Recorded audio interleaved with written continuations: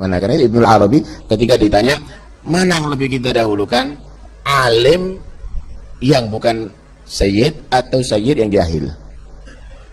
Kalau kita mau mendahulukan misalnya, ini hanya gambaran ya. Syekh Nawawi Al-Bantani, Imam Masjid Mekah Madinah terakhir dari Nusantara itu justru sebaliknya, satu ulama itu derajatnya lebih tinggi daripada 60 habib yang bodoh.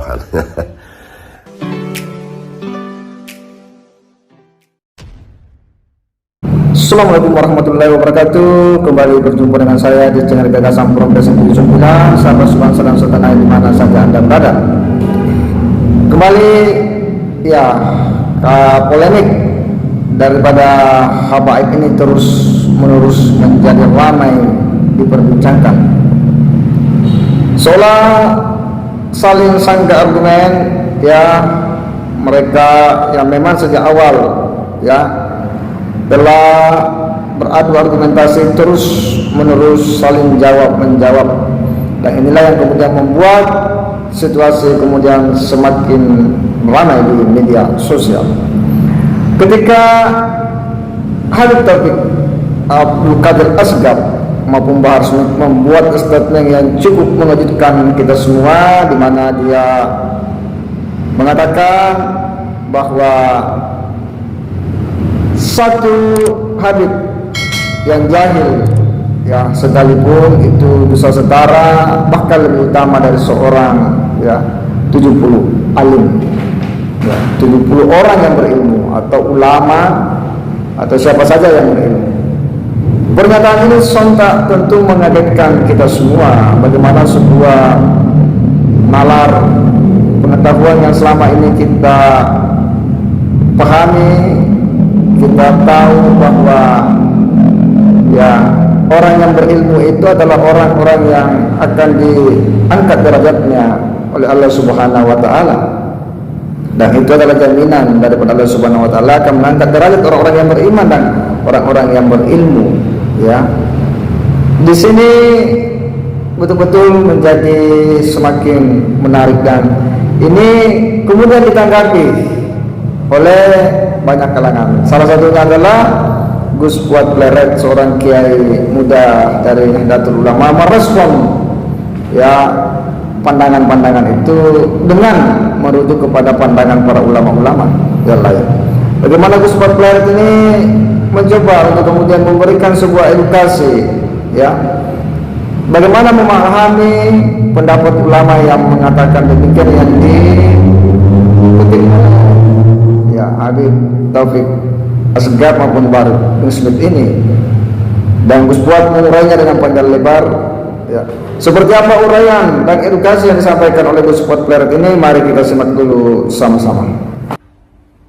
Ada rame ya tentang apa itu khotbah atau pernyataan atau fatwa atau apapun nama yang diberikan oleh Taufik Asgaf ya, di Pasuruan, ketua Robito Alawiyah, dan juga oleh Bahar Smith ya mengenai apa itu kedudukan ulama, kiai, tuan guru dibandingkan dengan Habib itu ya.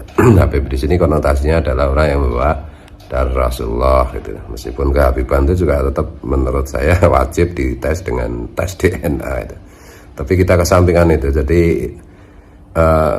mereka mengutip pendapatnya Ibnu Hajar Al-Haytami ya, ulama Mesir tahun 1500-an Masehi itu. Ibnu Hajar Al-Haytami itu kalau kita lihat profilnya kan ahli tafsir Quran, ahli hadis, ahli fikih, mazhab Syafi'i gitu. Tapi bukan ahli tasawuf. Ini penting saya garis bawahi tentang ini apa. Jadi mereka mengutip opini atau fatwa dari Ibnu Hajar Al-Haytami secara umum begitu, dan sudah banyak yang memberikan tanggapan ya. Gus Ahong sudah menjelaskan bagaimana itu secara dalil nakli menurut Quran, menurut hadis. Kemudian juga Muhsin Official, Gus Muhsin Official juga sudah dengan membuka kitab Marokil Ngubudiyah, fatwa yang berbeda dari ya dari apa itu nih Syekh Nawawi Al-Bantani ya, yang beda lagi pendapatnya gitu. Jadi kalau Ibnu Hajar Al-Haytami yang dikutip oleh Taufik As-Sekaf dan Bahar Smith mengatakan satu Habib yang jahil itu lebih tinggi daripada atau setara dengan 70 ulama, 70 kiai gitu. Ya, itu kalau di Marokil Ngubudiyah itu Syekh Nawawi Al-Bantani, Imam Masjid Mekah Madinah terakhir dari Nusantara, itu justru sebaliknya, satu ulama itu derajatnya lebih tinggi daripada 60 Habib yang bodoh.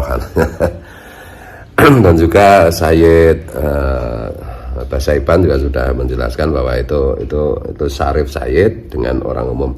Tapi persoalannya apapun itu kan opini ya.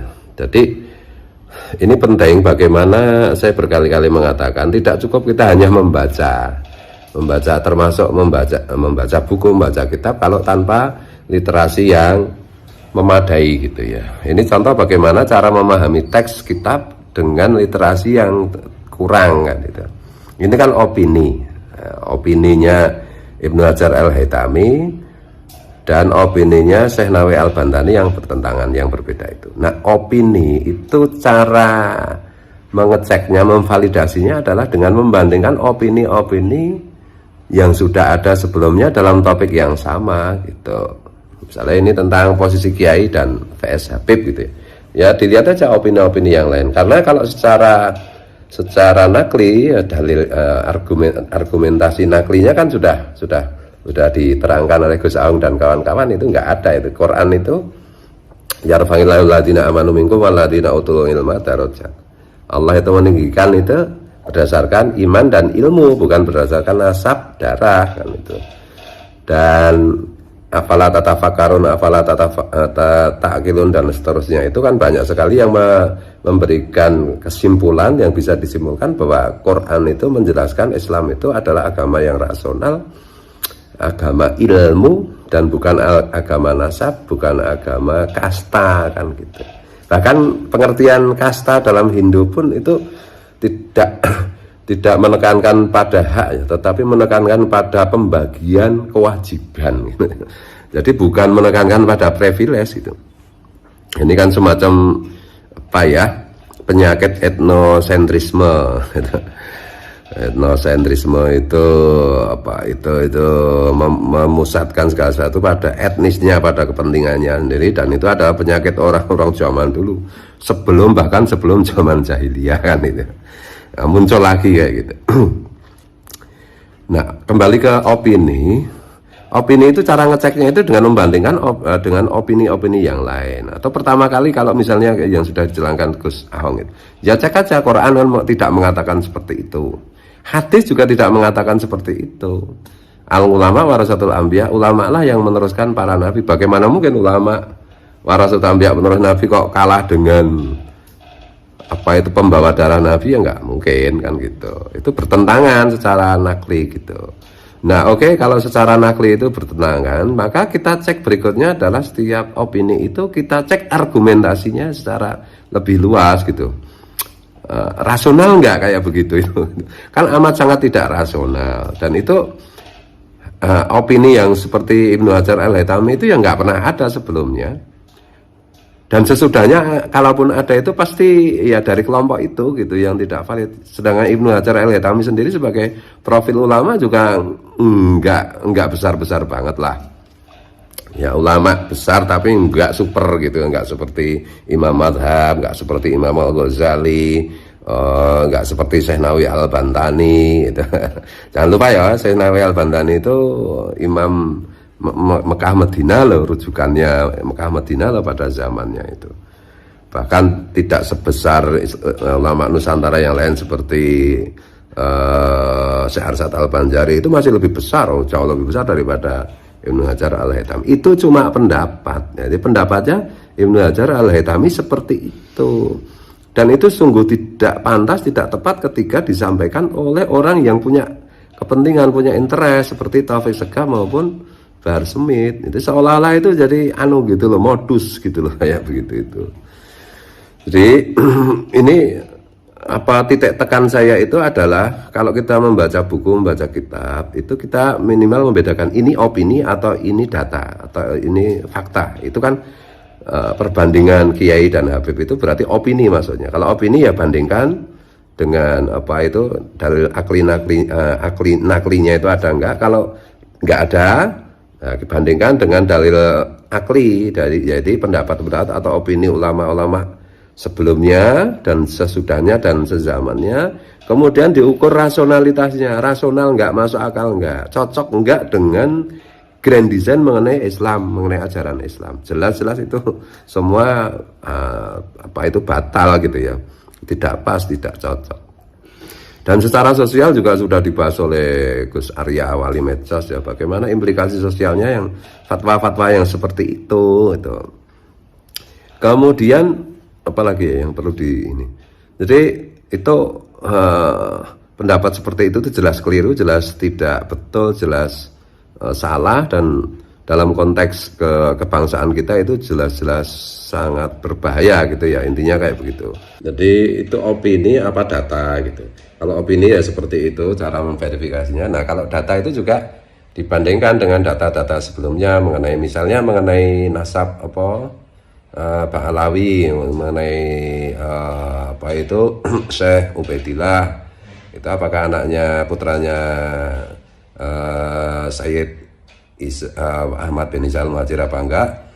Itu berdasarkan itu kan berarti kan data. Nah, data itu dilihat buku-buku atau kitab-kitab data pada zamannya, pada zaman sebelumnya gitu, dan bukan pada zaman sesudahnya. Nah, ini kalau menyangkut data kan cara memverifikasinya juga berbeda gitu. Cara sama dengan memverifikasi hadis itu dari segi sanad maupun matan, kira-kira kayak begitulah ya.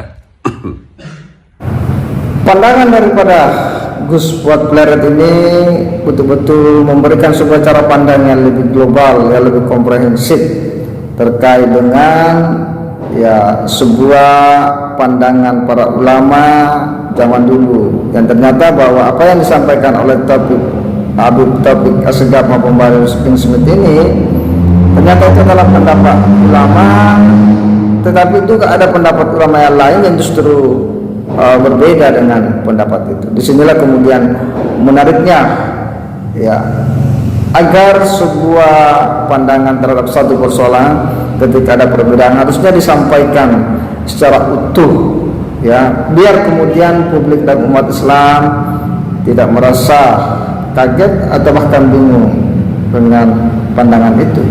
Dan inilah yang menurut kita luar biasa apa yang disampaikan oleh Gus Fuad Pleret, akhirnya kemudian menjadi jelas dan terang ya, bagaimana sih sebenarnya makna bahwa seorang ya Habib sekaligus seorang Sayyid ya, keturunan Nabi ya, sekalipun dia jahil, dia bodoh, masih lebih utama, masih lebih baik daripada seorang 70 ya alim atau orang yang berilmu. Ya, ini kan betul-betul mengagetkan kita semua, tetapi tetap semua kemudian menjadi terang ketika Gus Fuad memberikan edukasi ya dan literasi sesuai dengan referensi yang dia sudah sampaikan juga. Saya kira demikian. Wassalamualaikum warahmatullahi wabarakatuh.